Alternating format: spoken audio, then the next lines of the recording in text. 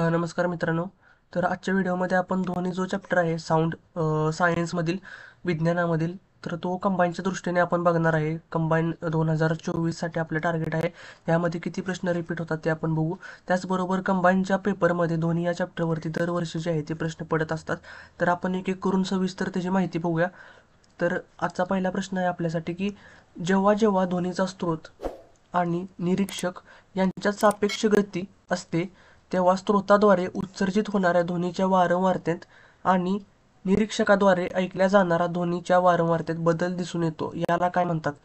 तर ह्याला Doppler's effect म्हणतात किंवा डॉपलरचा प्रभाव. असे का होते तर आपण त्याचं एक्सप्लेनेशन बघूया डॉपलर्स इफेक्टबद्दल.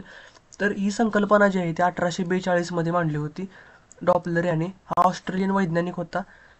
काय याचा अर्थ आहे ते बघू. ध्वनीचा स्रोत आणि श्रोता हे सापेक्ष गतिमान असतात तेव्हा ध्वनीच्या वारंवारतेत बदल होतो. यालाच डॉपलर इफेक्ट असे किंवा डॉपलर प्रभाव असे म्हणतात. डॉपलर परिणाम केवळ ध्वनी लहरीमध्येच नव्हे तर प्रकाश लहरीमध्येही दिसून येतो. हा महत्त्वाचा प्रश्न आहे.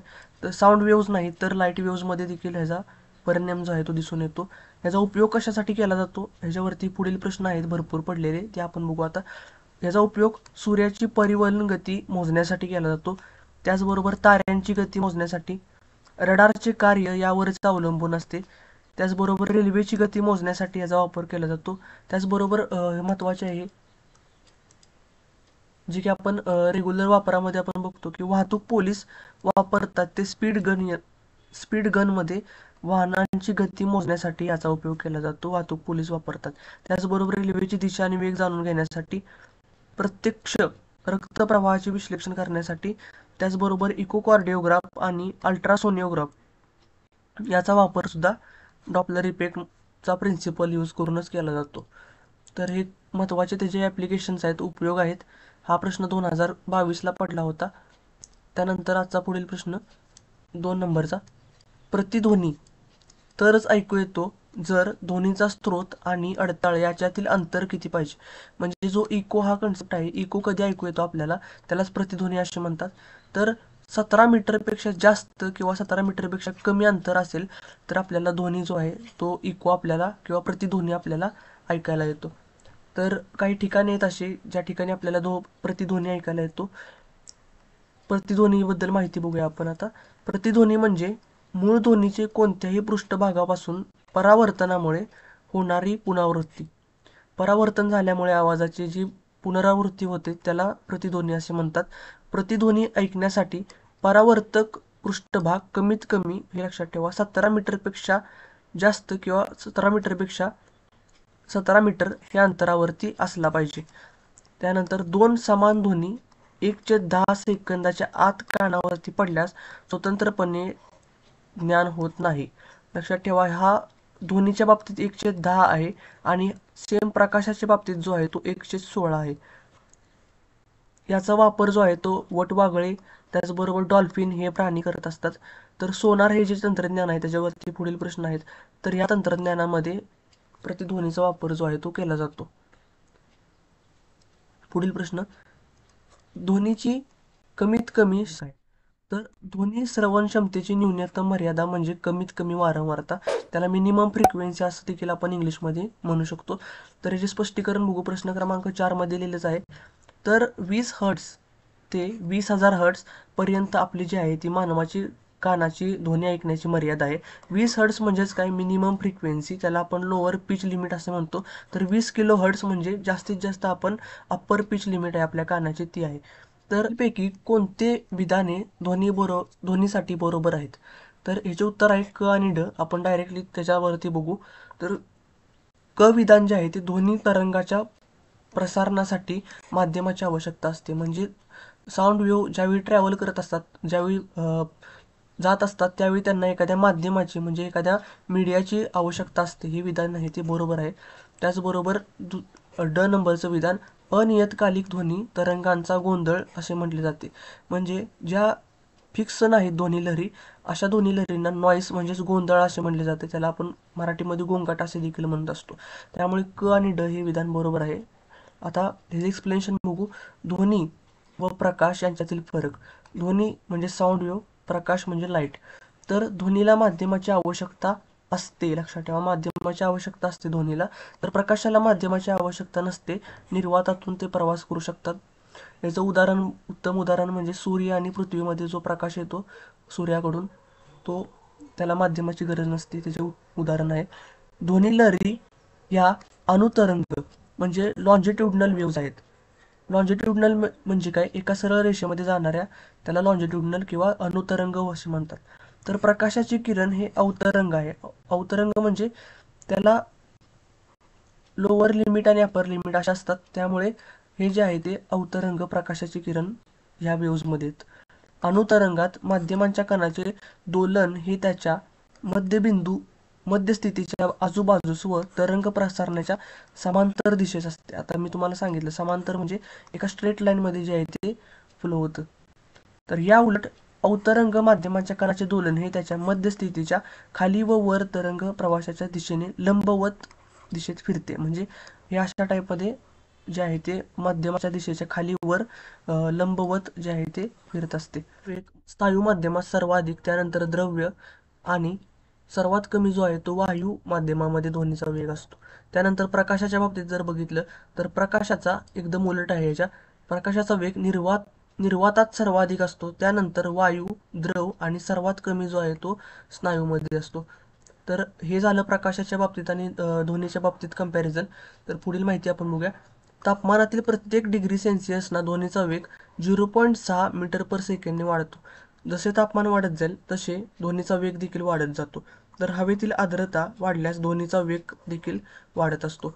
या गोष्टी लक्षात ठेवा. वारंवारतेच्या दृष्टीने ध्वनीचे 3 प्रकार पडतात, तर आपण ते बघू.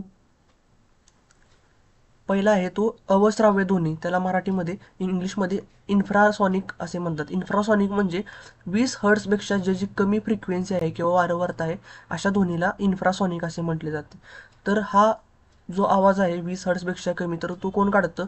वेल, हत्ती आणि गेंडा हे जे आहे ते अवश्राव्य ध्वनी म्हणजेच इन्फ्रासॉनिक ध्वनी जे आहेत ते काढतात. त्यानंतर श्राव्य ध्वनी म्हणजे ऑडिबल, जे माणसाच्या कानाला ऐकू येते, कान ध्वनी ऐकू शकतो अशी वारंवारता, जी की 20 हर्ट्झ ते 20,000 हर्ट्झ पर्यंत असते. त्यानंतर श्राव्यातील ध्वनी म्हणजे त्याला अल्ट्रासॉनिक साऊंड असे म्हणतात. अल्ट्रासॉनिक म्हणजे 20 किलो हर्ट्झपेक्षा जास्त वारंवारता असलेला ध्वनी. तर अवश्राव्य ध्वनी व श्राव्यातील ध्वनी मानवी कान ऐकू शकत नाही, परंतु कुत्रा ऐकू शकतो. त्याचबरोबर वटवाघूळ जे आहे ते ऐकू पण शकते आणि निर्माण देखील करू शकते.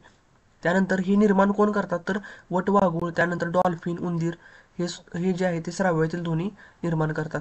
याचा उपयोग कशासाठी केला जातो? खूप महत्त्वाचा आहे. याचा उपयोग जो आहे तो किडनी स्टोन फोडण्यासाठी याचा उपयोग केला जातो. त्याचबरोबर सोनार जे तंत्रज्ञान आहे त्या तंत्रज्ञानामध्ये त्याचा वापर केला जातो. गर्भाच्या वाढीवर लक्ष ठेवण्या देखील साठी ह्याचा वापर केला जातो. त्याचबरोबर धातूतील भेग व तड दर्शवण्यासाठी याचा उपयोग केला जातो. हे झालं ध्वनीच्या बाबतीत सविस्तर माहिती. पुढील प्रश्न आता, खालीलपैकी कोण इन्फ्रासॉनिक लहरींचा वापर एकमेकांशी संवाद साधण्यासाठी करतो? आत्ताच आपण ह्याचं उत्तर बघितलं आहे. तर हत्ती, त्याचबरोबर वेल, गेंडा आणि हत्ती म्हणजे वरीलपैकी सर्व जे आहे त्याचं उत्तर येणार आहे. हे इन्फ्रासॉनिक लहरींचा वापर एकमेकांशी संवाद साधण्यासाठी करतात. त्यालाच अवश्राव्य ध्वनी असं देखील म्हणतात. तर हत्ती अवश्राव्य ध्वनीद्वारे 10 किलोमीटरपर्यंतचा संवाद साधतात. त्याचबरोबर इन्फ्रासॉनिक म्हणजे याची वारंवारता जी आहे ती 20 हर्ट्झपेक्षा कमी असते. तर मानव हा आवाज जो आहे तो ऐकू शकत नाही किंवा ऐकू शकत नाही. अवश्राव्य ध्वनीचा वेल, मासे, हत्ती, गेंडा, जिराफ, पाणघोडा, ओकेबी, कांगोतील हा प्राणी इत्यादी संवाद साधण्यासाठी याचा उपयोग करतात. तसेच गेंडे हे 5 हर्ट्झ इतक्या कमी वारंवारतेच्या ध्वनीद्वारे संवाद साधतात. त्यामुळे याला इन्फ्रासॉनिक लहरीचे प्राणी देखील असे म्हटले जाते. पुढील, भूकंप होण्याच्या आधी निर्माण होणाऱ्या ध्वनी म्हणजे अवश्राव्य ध्वनीमध्येच येतात. त्यामुळे या प्राण्यांना भूकंप जे आहे ते आधी समजतो येणार असेल तर.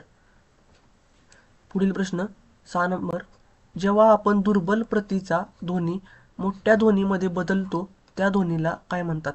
तर याचे उत्तर आहे विपुलता.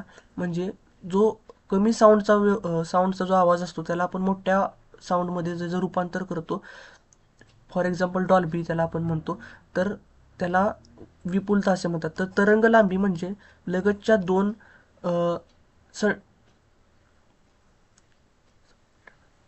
लगतच्या दोन संपीडनातील तसेच विर लगतच्या दोन संपीडनातील दोन विरलनातील अंतरास तरंग लांबी असे म्हणतात. आयाम कमी जास्त झाला तर वारंवारता कायम राहते. ध्वनीचा उच्चता आणि सौम्यता जे आहे त्याला ॲम्प्लिट्यूड असे म्हणतात, त्याला विपुलता असे म्हणतात. ॲम्प्लिट्यूड वाढला तर ध्वनीचा आवाज वाढतो, त्यानंतर कमी झाला तर सौम्य आवाज होतो. तर आयाम किंवा विपुलता म्हणजे माध्यमातील कणांचे मध्यपासून कोणत्या एका बाजूला होणारे जास्तीचे विस्थापन. म्हणजे समजा ही जो पॉईंट आहे मध्य पॉईंट, त्याच्यापासून जर समजा वरती गेला तर आवाज जो आहे तो वाढला, तर ह्याच्यापासून खालती गेला तर आवाज जो आहे तो सौम्य झाला म्हणजे कमी झाला. हे जे एकक आहे ते किलोग्रॅम मीटर क्यूब इतके आहे. तर विपुलता किंवा ॲम्प्लिट्यूड हा कॅपिटल ए अक्षराने दर्शवतात. वारंवारता ह्याला फ्रिक्वेन्सी म्हणतात इंग्लिशमध्ये. तर एकक कालावधीत होणारी आंदोलनाची संख्या म्हणजे वारंवारता किंवा फ्रिक्वेन्सी.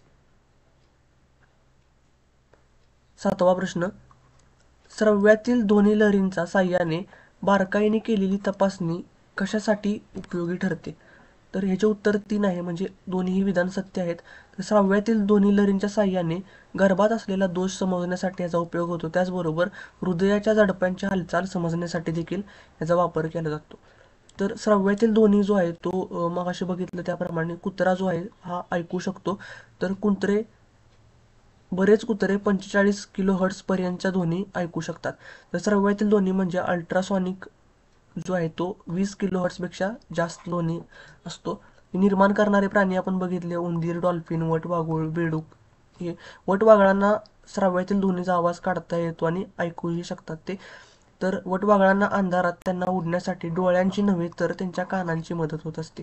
याचा उपयोग जो आहे तो आपण बघितला गर्भात असलेला दोष समजण्यासाठी, त्याला आपण सोनोग्राफी असे म्हणतो. हृदयांच्या झडप्यांची हालचाल ECG तंत्रज्ञान आहे त्याच्यासाठी. स्नायूंच्या वेदना कमी करण्यासाठी तसेच ट्यूमर व अवयवांची जागा शोधण्यासाठी याचा वापर केला जातो.